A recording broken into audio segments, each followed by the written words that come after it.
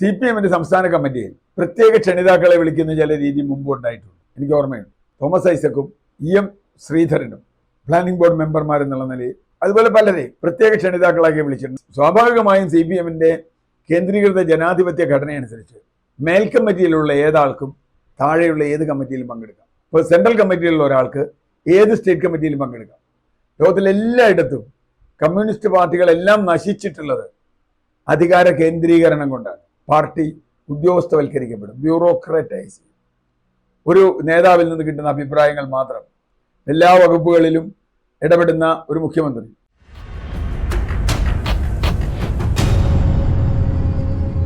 CPM സംസ്ഥാന കമ്മിറ്റിയിൽ പ്രത്യേക ക്ഷണിതാക്കളെ വിളിക്കുന്ന ചില രീതി മുമ്പ് ഉണ്ടായിട്ടുണ്ട്. എനിക്ക് ഓർമ്മയുണ്ട്. തോമസ് ഐസക്കും EM ശ്രീധരനും പ്ലാനിംഗ് ബോർഡ് മെമ്പർമാരെന്നുള്ള നിലയിൽ അതുപോലെ പലരെയും പ്രത്യേക ക്ഷണിതാക്കളാക്കി വിളിച്ചിട്ടുണ്ട്. ഒരിക്കൽ ജോൺ ബ്രിട്ടാസും ഒരിക്കൽ ക്ഷണിതാവായിരുന്നതാണ് എൻ്റെ ഓർമ്മ. പല കമ്മിറ്റികളിലും അതുണ്ട്. ഇപ്പോൾ കേന്ദ്ര കമ്മിറ്റിയിൽ പ്രത്യേക ക്ഷണിതാവ് ഉണ്ടാവും. കാരണം പല കാരണങ്ങളുണ്ട്. ഒന്ന്, നേരിട്ട് ആ കമ്മിറ്റിയിൽ പങ്കെടുത്ത് കാര്യങ്ങൾ പ്രവർത്തിക്കാൻ കഴിയാത്ത ആരോഗ്യ പ്രശ്നങ്ങളുള്ള ആളുകൾ, അവരുടെ നിർദ്ദേശങ്ങൾ ആ കമ്മിറ്റിക്ക് ആവശ്യമുണ്ട് എന്ന രൂപത്തിൽ അവർ അത്യാവശ്യം വേണ്ടി വന്നാൽ വരിക. മറ്റൊന്ന്, അവരുടെ എക്സ്പെർട്ടൈസ്, ഒരു പ്രത്യേക അനുഭവ പരിചയമുള്ള ആളുകളെ ഇരുത്തുക, അവരുടെ അഭിപ്രായം കേൾക്കുക. ആ വിഷയത്തിൽ മാത്രം, മറ്റു വിഷയങ്ങൾ കേൾക്കേണ്ട കാര്യമില്ല. അതുകൊണ്ട് പ്രത്യേക ക്ഷണിതാക്കളെ വിളിക്കുന്നതിൽ വലിയ തെറ്റൊന്നുണ്ടെന്ന് തോന്നുന്നില്ല. പക്ഷെ ഇവിടെ പ്രത്യേക ക്ഷണിതാവായി വിളിച്ചിട്ടുള്ള ആളുകൾ, ഒന്ന് സഖാവ് VS അച്യുതാനന്ദനാണ്. ഞാൻ മനസ്സിലാക്കിയത്തോളം അദ്ദേഹത്തിന് ഒരു കമ്മിറ്റിയിലും പങ്കെടുക്കാനുള്ള ആരോഗ്യം ഇപ്പോൾ ഇല്ല. പിന്നെ എന്തിനാ അദ്ദേഹത്തെ ക്ഷണിതാവാക്കിയത്? അതൊരു തന്ത്രപരമായ കാര്യമാണോ എന്നറിയില്ല. സഖാവ് പാലോളി മുഹമ്മദ് കുട്ടി വളരെ സീനിയറായ ഒരു സഖാവാണ്. അദ്ദേഹത്തിന്റെ നിർദ്ദേശങ്ങളും ഉപദേശങ്ങളൊക്കെ വളരെ പ്രധാനമാണ്. അദ്ദേഹത്തിന്റെ ആരോഗ്യസ്ഥിതി എനിക്കറിയില്ല.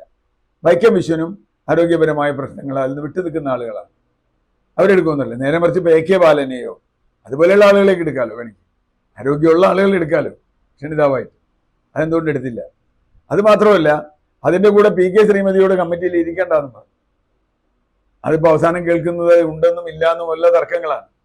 PK ശ്രീമതി കേന്ദ്ര കമ്മിറ്റിയിൽ വന്നത് സഖാവ് പിണറായി വിജയൻ ഇഷ്ടപ്പെട്ടിട്ടില്ല. അവിടെയുള്ള വേറെ ഏതോ ഒരു രീതിയിലാണ് അവർ വന്നത്. അതുകൊണ്ട് കേന്ദ്ര കമ്മിറ്റിയിൽ ഇരുന്നാൽ മതി, ഇവിടെ വരണ്ട.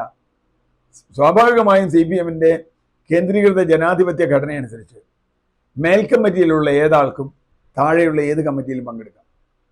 ഇപ്പോൾ സെൻട്രൽ കമ്മിറ്റിയിലുള്ള ഒരാൾക്ക് ഏത് സ്റ്റേറ്റ് കമ്മിറ്റിയിലും പങ്കെടുക്കാം.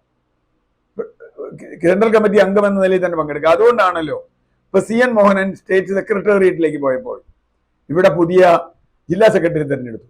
പക്ഷേ എറണാകുളം ജില്ലാ കമ്മിറ്റി കൂടുമ്പോൾ CN Mohanan state secretariat member എന്ന നിലയ്ക്ക് അവിടെ പങ്കെടുക്കാം. പിന്നെ എന്തുകൊണ്ടാണ് ഇവിടെ സ്റ്റേറ്റ് സെക്രട്ടേറിയറ്റിലേക്ക് കേന്ദ്ര കമ്മിറ്റി അംഗം വന്നപ്പോൾ വേണ്ടാന്ന് പറഞ്ഞത്? എനിക്ക് മനസ്സിലായില്ല. അത് ഏത് സംഘടനാ രീതിയാണ്?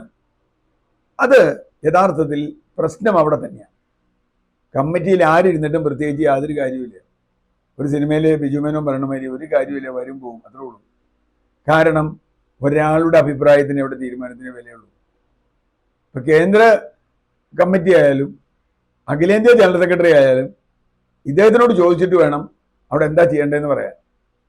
അല്ലെങ്കിൽ അയാൾക്ക് നിലനിൽപ്പില്ല. അപ്പോൾ ഇത് അധികാരത്തിന്റെ അങ്ങേയറ്റത്തെ കേന്ദ്രീകരണമാണ് ഇവിടെ നടക്കുന്നത്. എന്നിട്ട് അതിന് പൗഡർ ഇടുന്ന രൂപത്തിൽ ചില കാര്യങ്ങൾ ചെയ്യുക. ഈ കമ്മിറ്റികൾ ഇന്നൊന്നും തന്നെ ഫലപ്രദമല്ല. സത്യസന്ധമായ അഭിപ്രായ പ്രകടനങ്ങൾ അവിടെ നടക്കുന്നില്ല. നേതാവിനെതിരെ അഭിപ്രായം പറഞ്ഞാൽ പഴയ സോവിയറ്റ് കമ്മ്യൂണിസ്റ്റ് പാർട്ടിയിലെ പോലെ അല്ലെങ്കിൽ ചൈനീസ് കമ്മ്യൂണിസ്റ്റ് പാർട്ടിയിലെ പോലെ അവൻ്റെ പണി തരും. അതുകൊണ്ട് നേതാവിനെ അനുകൂലിക്കുന്ന ചില ആളുകൾക്ക് ചില ഇളവുകളൊക്കെ കിട്ടും. ഇപ്പോൾ PK ശ്രീമതിക്ക് കേന്ദ്ര കമ്മിറ്റിയിൽ ഇളവ് കിട്ടിയത് അങ്ങനെയാണെന്ന് പറയുന്നത് എനിക്കറിയില്ല. അപ്പോൾ ഈ പ്രത്യേക ക്ഷണിതാവ് എന്ന് പറഞ്ഞ് വലിയ ജനാധിപത്യമോ അല്ലെങ്കിൽ പൗഡർ ഇടലോ കാണിക്കുന്നത് കൊണ്ട് ഒരു കാര്യവുമില്ല. ഏകാധിപത്യത്തിൻ്റെ കൃത്യമായ മുഖം തന്നെയാണ് CPM സംസ്ഥാന കമ്മിറ്റിയിൽ ഇപ്പോൾ കാണുന്നത്. അത് അവരെ വലിയ അപകടത്തിലേക്ക് നയിക്കും. കാരണം ലോകത്തിലെല്ലായിടത്തും കമ്മ്യൂണിസ്റ്റ് പാർട്ടികളെല്ലാം നശിച്ചിട്ടുള്ളത് അധികാര കേന്ദ്രീകരണം കൊണ്ടാണ്.